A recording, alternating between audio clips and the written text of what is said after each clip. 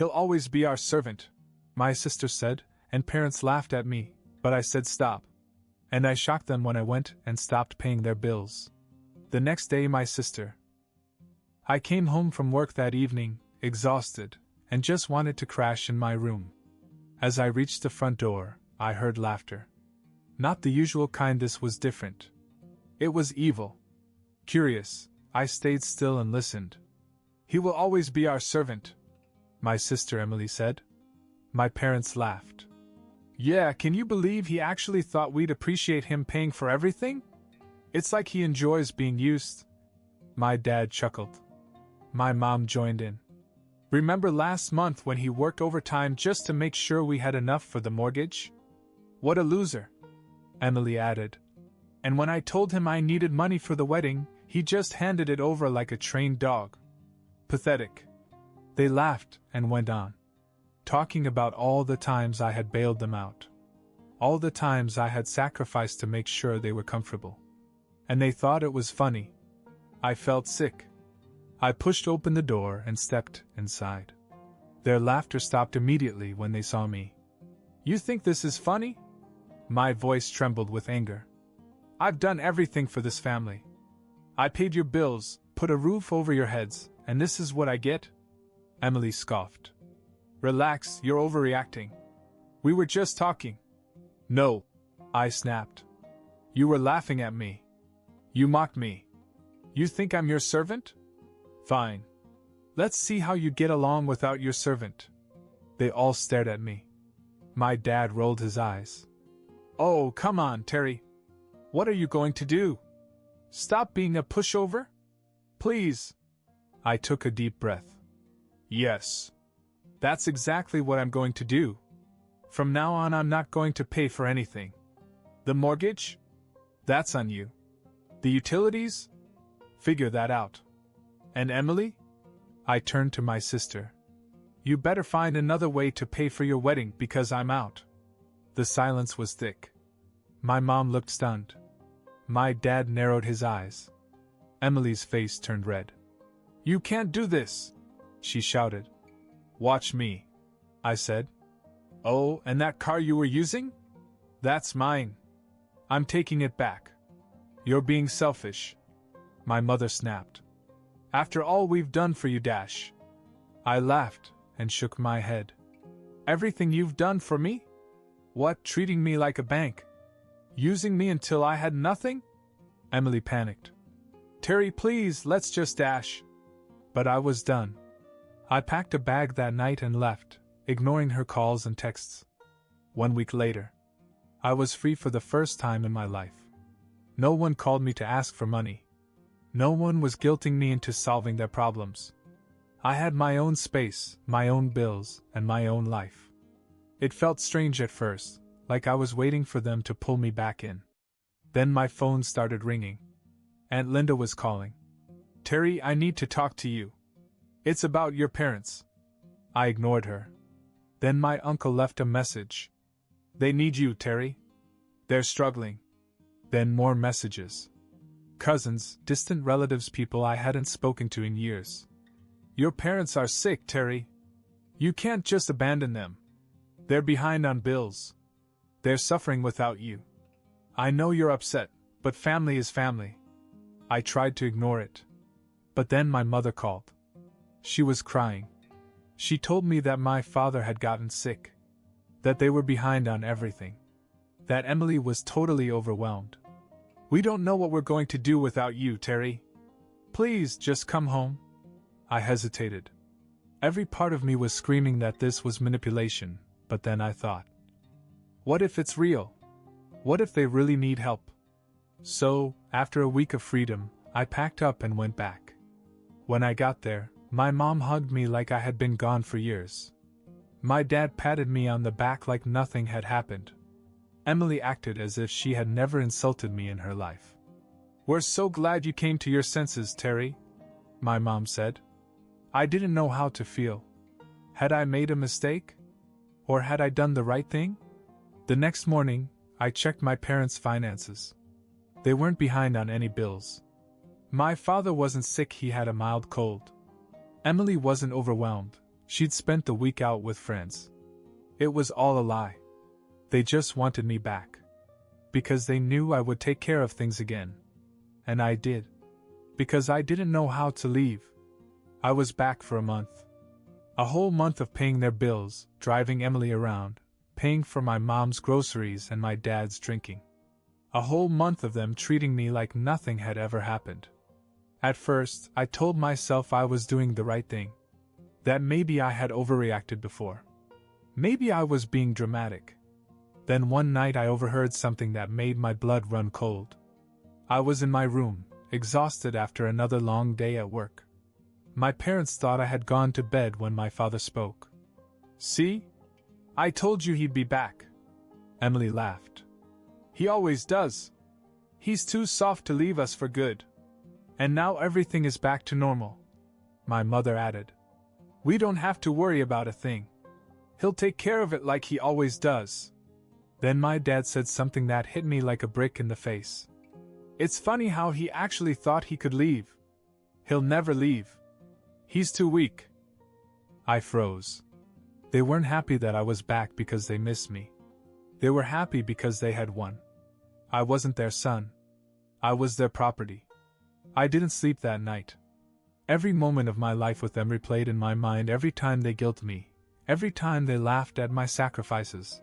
Every time they made me feel like I had to be the one to hold the family together. No more. I was done. But this time, I wasn't just going to walk away. I was going to make sure they felt it. The next morning, I called my cousin Jake. "You were right," I told him. "I never should have come back." Jake didn't gloat. He just said, "Well, let's get you out of there. For real this time." We came up with a plan. I started quietly moving my things out, taking a little each day when no one was looking. I sold the car Emily had been using and kept the money for myself. I found a job in another state and signed a lease for a new apartment. I made sure every detail was taken care of. Then I waited for the perfect time. A week later, Emily's wedding planner called the house. "I need to confirm payment for the venue," she said. Emily handed me the phone as if it were my responsibility. "Terry, just give her your card." I took the phone, smiled at Emily, and said into the receiver, "Actually, there won't be any payment. My sister can find out for herself." Then I hung up. Emily's face fell in horror. "What? I'm not paying for your wedding," I said. "In fact, I'm not paying for anything anymore." My mom jumped in. "Terry, don't be ridiculous. You know we need you." "No," I said, standing up. "You use me. And I'm done." Emily's breathing became frantic. "Terry, you promised. If you don't pay, I'm going to lose the venue." I shrugged. "Sounds like your problem." Then my dad slammed his fist down on the table. "Enough! You're not leaving. You're part of this family, and that means taking care of us." I turned to him and smiled. "No. It doesn't." Then I took my house key out of my pocket, put it on the table, and walked to the door. They all started screaming. Emily was crying. My mom was screaming about how I was ruining everything. My dad was cursing me. I didn't care. I walked out, locked the door behind me, and walked away for the last time. That same week, I moved across the country. I changed my number. Blocked everyone on social media. I thought they'd come after me. But they didn't. Instead, I started getting messages from my extended family. "Terry, you have to come back. Your parents are devastated. Terry, Emily had to cancel her wedding because of you. Terry, you have abandoned your family." I ignored every one of them. Then, 3 weeks later, I got a text from Jake. "Dude, your parents are freaking out. Turns out they never really learned how to handle money because you always did it for them. They're screwed." I stared at the message for a long time. Then I turned off my phone, leaned back in my chair, and smiled. When I walked in the front door, they acted like they had missed me. My mom hugged me. My dad patted me on the back. Emily beamed as if everything was normal. "We're so glad you came to your senses, Terry," my mom said, smiling warmly. I nodded without saying anything. I told myself I was just here to help, to make sure they didn't fall apart completely. That I wouldn't be manipulated again. That night I stayed in my old room. Lying in bed, I told myself I had done the right thing. Then I heard it. Through the thin walls, their voices drifted in from the living room. "I told you he'd be back." My father chuckled. Emily laughed. "I knew it. He always comes crawling back. He can't survive without us. He actually thought he could leave." My mother added, "Poor thing. He'll never stop being our little servant." They continued to laugh. I lay there staring at the ceiling, my whole body frozen. I should have been angry. I should have stormed in and confronted them. But I didn't. Because in that moment I made a decision. I wasn't going to argue. I wasn't going to yell. I was going to make them pay. I didn't sleep that night. I lay there staring at the ceiling, listening to them laugh at me like I was some kind of joke. Like I was an idiot for coming back. Maybe I was. But this time I wasn't going to be their servant. This time I wasn't going to let them use me. This time I was going to destroy them from within. The next morning, I walked into the kitchen as if nothing had happened. "Morning," I said casually. Emily was scrolling through her phone, my mom was making coffee, and my dad was going through his mail. They barely looked up. I could feel the complacency in the air. They thought they had won. Perfectly. "I've been thinking," I started, grabbing a cup from the cupboard. "Since I'm back, maybe I should take another look at the finances. You know, help get things in order." My mother perked up immediately. "Oh, honey, that would be wonderful. We're a little behind on some things, but I'm sure you can catch up." Behind? That was an understatement. When I left, they were already struggling. They had been living on my money for years. And now they were screwed. "Yeah," I nodded. "I'll take care of it." I made sure to sound just defeated enough. Like I could slip back into my old role. Like they could relax. They had no idea what to expect. The first thing I did was transfer every last cent out of the joint accounts. They had access to the emergency fund I had set up for them. Not anymore. I transferred it to my personal account and closed it. Next, I called the bank and removed myself as a co-signer on their credit cards. What if they defaulted? Not my problem. Then I canceled every bill that was in my name: utilities, insurance, even the internet. And the best part? They didn't even notice. Because they weren't paying attention. They thought I had just fallen back in line, that I was back to taking care of everything like a good little servant. Until, of course, the power went out. Emily's wedding was only a few months away, and she was still completely dependent on me to pay for it. So I made sure that didn't happen. She had been bragging to her friends about the venue, the dress, the catering. Everything was booked, everything was perfect. Then one morning she burst into my room. "Terry, what have you done?" I looked up from my laptop, playing dumb. "What are you talking about? The venue called. They said the deposit was never paid and now they're giving the date to someone else." I blinked. "Huh. That's weird." "Weird? You were supposed to take care of this. You promised." I shrugged. "Did I?" Her face turned red. "Fix it." I leaned back in my chair. "No." For the first time in her life, she was speechless. "No?" she repeated, as if she had never heard the word before. "That's right. No. Find another way to pay for it." Emily opened her mouth, then closed it. Then, like a true narcissist, she stomped out of my room and went crying to my parents. I heard her crying, my mom gasping, my dad demanding to know why I was acting out again. I just smiled. I had already emptied their bank accounts. I had already cut off any financial safety net they had. Now it was time to make them feel it. A few days later, I came home to complete chaos. The power was out. My mom was on the phone with the electric company, yelling at them. My dad was digging through a stack of overdue bills, muttering curses under his breath. Emily paced the living room, phone in hand. Adam's going to call off the wedding. He thinks I'm a mess. We can't even buy groceries. My mother whined. Terry, you have to fix this. I slowly looked around. The house was falling apart. They were falling apart.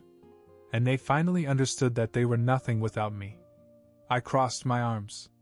Not my problem. My father slammed his fist down on the table. You ungrateful little. I cut him off. No. I'm done. I'm leaving. For good. My mother clutched her chest as if I had just stabbed her. Terry, you can't. We're your family. Emily began to sob. You can't do this to me. I walked over to the counter, grabbed my house key from my keychain, and threw it on the table. Watch me. And then I walked out the door. A week later, I was settled into my new apartment across the country. Far, far away from them. Then Jake called me, laughing hysterically. Dude, you totally broke it. I grinned. Oh? Yeah. Your dad tried to get a loan denied. Your mom tried calling relatives for money nobody's giving her a dime. And Emily? She's been ghosted by half her friends because she threw a tantrum at her bridal shower and blamed you for ruining her life. I grinned. Sounds about right. Dude, I don't think they're going to recover from this. I leaned back in my chair, feeling lighter than I had in years. Good. And for the first time in my life, I meant it. It had been months since I had spoken to my family. No phone calls. No texts. No emails. I had completely cut them off. Blocked their numbers. Moved across the country. Built a life that had nothing to do with them. At first, I expected to feel guilty. Maybe I'd have a moment of weakness, an urge to reach out to them. But I felt nothing. No sadness. No regret. Just peace. Then one afternoon, Jake called me. Dude, you're not going to believe this. I could hear the amusement in his voice. I grinned. Oh, this should be good. Desperation mode activated. So, Jake started. Since you don't want to talk to them anymore, guess who they decided to latch onto next? I grinned. Oh, let me guess, you? Bingo. He sighed. Your mom called me the other day, practically begging me to help them. I rolled my eyes. Let me guess, she suddenly needs family now that I'm gone. Jake chuckled. Word for word. She was so dramatic about it, too. Said they're struggling and don't know how to manage money without you. Gee, I wonder why. Then she says something like, if you don't help us, we might lose the house. I raised an eyebrow. Wait, they're actually going to lose the house? Not yet, Jake said. But they're circling the drain. Turns out, when you stop paying all your bills, things get really expensive. I couldn't help but laugh. Imagine that. Jake sighed. Then your dad tried to convince me that if I helped them out now, you'd eventually come around and rejoin the family. I scoffed. Not a chance in hell. I told them that, but they just kept pushing. Your mom even had the nerve to say, you don't want to be like Terry, do you? I rolled my eyes. Oh, of course I do. Because standing up for myself is a bad thing. Jake snorted. Exactly. But wait, it gets better. Guess who else called me? I already knew the answer. Emily. Yep. And you want to guess why? I grinned. Her wedding. Ding, ding, ding. Jake sighed dramatically. She tried to convince me to foot some of the bill because, she said, Terry's already ruined my life and you don't want to be like him, do you? I burst out laughing. Oh, that's pathetic. I told her no, of course. And dude, she lost it. Complete meltdown. Crying, screaming, saying I was dumping her just like you did. I shook my head. Let me guess. She ran to Adam, expecting him to fix everything. Jake let out a low whistle.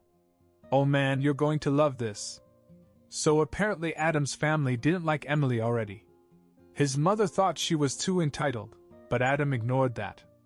But after she flipped out about the wedding money, his mom told him straight out, if you marry her, you'll be making the biggest mistake of your life. I grinned. No way. Oh yeah? And guess what? What? Adam listened. I sat up. Wait, are you saying? The wedding is off. He dumped her. I let out a low whistle. Damn. She must be out of her mind. Oh, absolutely. She posted this long, dramatic rant on Facebook about how men are garbage and some people are heartless and don't care about family. I grinned. Translation: I can't manipulate anyone into fixing my life for me anymore. Exactly. For a moment neither of us spoke. I just sat there and let it all sink in. They had spent years treating me like nothing, laughing at me, using me, thinking I would never leave. And now, without me, they were falling apart. Jake sighed. So, do you feel bad about any of this? I thought about it. About how my parents were drowning in debt. About how Emily lost everything. About how they had tried to manipulate everyone around them to save them from the mess they had made. Then I smiled. Not even a little.